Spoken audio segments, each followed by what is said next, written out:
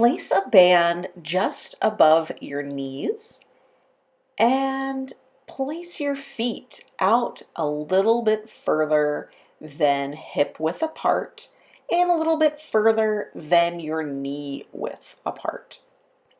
Take a big inhale, 360-degree breath, and then I want you to exhale, squeeze your glutes, and lift up.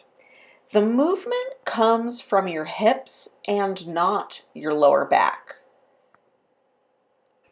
Now, I don't want this to be a spine roll. This is really just from the shoulders to your hip is a straight up and down movement. Be mindful of your feet and just keep them straight.